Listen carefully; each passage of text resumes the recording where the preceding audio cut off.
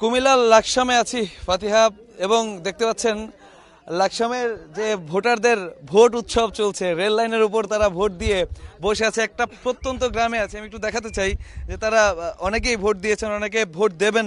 তারা কিন্তু ভোট দিয়ে অধীর আগ্রহে অপেক্ষা করছেন। আর মাত্র 2 ঘন্টা সময় বাকি আছে। আসলে ভোটের ফলাফল কি হয় তারা জেনেই যাওয়ার চেষ্টা করছেন।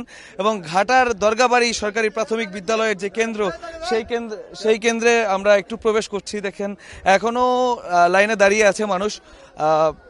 আর মাত্র 2 ঘন্টা বাকি আছে। এই কেন্দ্রটা কিন্তু আসলে ভোটার যে সংখ্যা, সেই সংখ্যা আমরা শুনেছি 3705 জনের মতো ভোটার রয়েছে এই কেন্দ্রে, এবং সুশৃঙ্খলভাবেই সকাল থেকে কিন্তু ভোট এখানে হয়েছে। এবং আমরা জানতে পেরেছি কিছুটা আসলে এখানে বিশৃঙ্খলা হয়েছিল, কিন্তু পরবর্তীতে প্রিজাইডিং অফিসার যিনি দায়িত্বপ্রাপ্ত আছেন তিনি কিন্তু আসলে তার বিচক্ষণতা দিয়ে সেটা কিন্তু মোকাবেলা করেছে আমরা শুনেছি। আমরা একটু কথা বলতে চাই এই কেন্দ্রের যিনি প্রিজাইডিং অফিসার আছেন তার সাথে। আসলে আপনাদের এই কেন্দ্রটার কি অবস্থা? ভোট গ্রহণ যখন শুরু হয়েছে, ভোট গ্রহণ শুরুর পর থেকে এই পর্যন্ত কোনো ধরনের বড় বিশৃঙ্খলা হয়েছে কিনা? ধন্যবাদ। আমাদের এই কেন্দ্রটা 3টা গ্রাম নিয়ে, তো এখানে বেশিরভাগ মানুষই প্রান্তিক অঞ্চলের মানুষ। চাষাবাদ হচ্ছে মূল পেশা। ভোটের উপস্থিতি ফজরের পর থেকেই লাইন ছিল, বিশাল লাইন।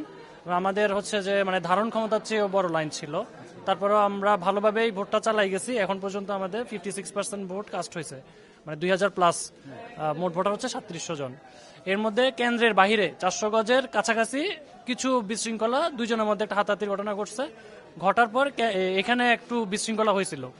তখন আমাদের বাহিরে একটা বুথ যেহেতু আছে, সেফটি পারপাসে আমাদের 2-3 মিনিট বন্ধ ছিল। এই ছিল অবস্থা। পরবর্তীতে আমরা আবার 5-7 মিনিটের মধ্যে এটা কন্ট্রোল হয়ে গেছে। আমাদের প্রশাসন যথেষ্ট সহযোগিতা করেছে এই ব্যাপারে। সব দলের সব প্রার্থীর পোলিং এজেন্টরা কি আছেন কিনা, বা তাদের মধ্যে কোনো সমস্যা বা বিশৃঙ্খলা দেখতে পেয়েছেন কিনা? আমাদের এখানে সব দলেরই পুলিং এজেন্ট আছে, বিশেষ করে 8 দল যারা ফাইট করতেছে সবাই আছে। 2-1 জন হচ্ছে আচরণবিধি লঙ্ঘন করছিল, সব দল থেকেই আছে। তাদেরকে হচ্ছে আপনার একাধিকবার সতর্ক করা হয়েছে মৌখিকভাবে, তারপরে যখন ভায়োলেট করছে কয়েকজনকে কেন্দ্র থেকে এক্সপেল করা হয়েছে। আপনাকে ধন্যবাদ। যেমনটা শুনতে পাচ্ছিলেন, আসলে ভায়োলেশন যেখানে হয়েছে সাথে সাথে কিন্তু আসলে ব্যবস্থা গ্রহণ করা হয়েছে। এই মুহূর্তে একটু সিলেটে চলে যেতে চাই। সিলেটে আছেন সহকর্মী মাহবুব কবির চপল। আপনি জানাবেন যে সিলেটে আপনি যেই কেন্দ্রে আছেন বা যেই আসনে আছেন সেখানে আসলে ভোটের খবরাখবর কি?